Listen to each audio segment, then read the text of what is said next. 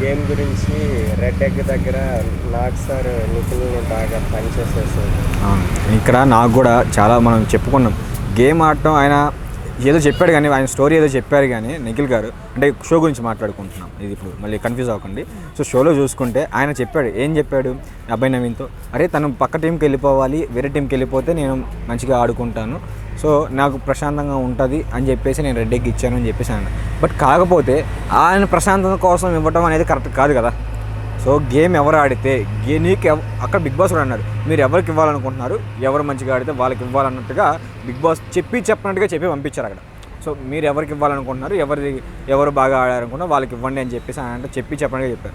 అక్కడ నిజంగా చూసుకుంటే గేమ్ ఒకరోజు తక్కువ ఉన్నా ఒకరోజు ఎక్కువ ఉన్నా ఓవరాల్గా గేమ్ మీద చూసుకుంటే Sita is the best player of the గేమ్లో అనుకోవచ్చు. వన్ ఆఫ్ ద బెస్ట్ అసలు మగ్గాలతో కూడా ప్రేరణ, యష్మి, సీత ఇలా ముగ్గురు అసలు వేరే లెవెల్ మగ్గాళ్ళు.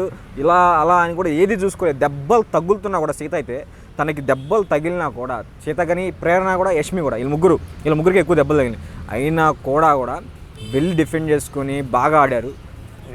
విష్ణుప్రియ కూడా అందులో ఉంది, తనకి దెబ్బలు తగలేదు కాకపోతే ఆ లెవెల్లో అయితే పర్ఫామ్ చేసింది. సో తనకైతే ముందే ఇది వద్దని చెప్పేసి అన్నారు, దానికి కూడా ఇచ్చేశారు. బట్ కాకపోతే ఇది ముగ్గురు ఎంత బాగా చేశారు కదా. సో సీతకి ఇవ్వచ్చు కదా, తను చీఫ్ అవ్వాలని వచ్చి అడిగింది, సరే విష్ణుప్రియ కానీ ఇంట్రెస్ట్ లేదని చెప్పింది.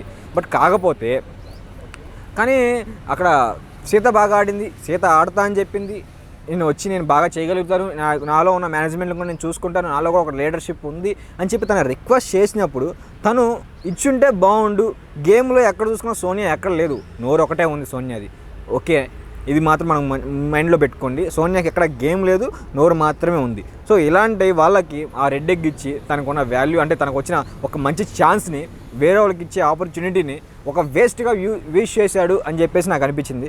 అదే సీతకి ఇచ్చుంటే గట్టి పోటీ ఇచ్చేది నిఖిల్కి కూడా. ఎవరికైనా పోటీ ఇవ్వగలిగే స్ట్రెంగ్త్ బలం అంటే స్ట్రెంగ్త్ బలం రెండు ఒకటే కాబట్టి సో నేను కొంచెం కన్ఫ్యూజ్ అయ్యాను. సో స్ట్రెంగ్త్ కానీ బలం కానీ ఆ నాలెడ్జ్ కానీ ఆ ఒక ఎనర్జీ అంతా తనలో ఉన్నాయి. ఆ పట్టుదల ముందు మెయిన్గా తనలో పట్టుదల, నేను గెలవాలి, ఏదైనా చేసి గెలవాలి అనుకునే పట్టుదల సీతలో నాకు కనిపించింది. ప్రతిరోజు చూసినా తను ఏ టాస్క్లో అయినా సరే ఏదైనా ఆడిరాలనుకున్నా ఏదైనా చేయాలనుకున్నా ప్రతి దాంట్లో తను గట్టిగా ఫిక్స్ అయిపోతుంది, నేను గెలవాలి అని. తను మగాడ ఎదురుగా ఉన్నాడు, అబ్బాయా అమ్మాయా ఇంకోట జంతు అసలు ఆ ఎదురుగా పులే ఉన్నా సరే దాంతో ఫైట్ చేస్తా అనే విధంగా ఉంది సీత.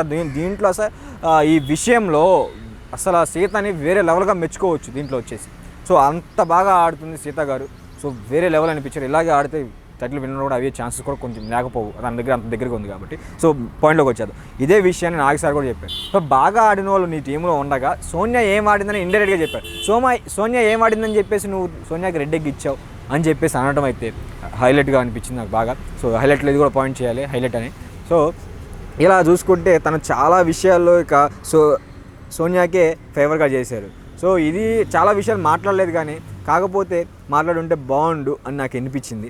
సో ఇక మ్యాటర్లోకి వచ్చేస్తే సో సోనియానికి అయితే రెడ్ ఎగ్ ఇచ్చిన దాని మీద బాగా ఫైర్ అయిపోయి నాగార్జున గారు. సో ఇంకోసారి జరగకుండా సరే రెండోసారి సంచలకైనందుకు కంగ్రాచులేషన్ చెప్పి కూర్చో, నేను తర్వాత మాట్లాడుతా అన్నాడు. కాకపోతే ఇక్కడ మీకేమనిపిస్తుంది, సోనియాకి ఇవ్వడం కరెక్ట్ అనిపిస్తుందా, రైట్ రాంగ్ అనిపిస్తుందా కామెంట్ చేయండి. సో నెక్స్ట్ వీడియోలో ఇంకా రాబోయే ఇంట్రెస్టింగ్ వీడియో చాలా ఉన్నాయి. సో అవి కూడా చూడండి.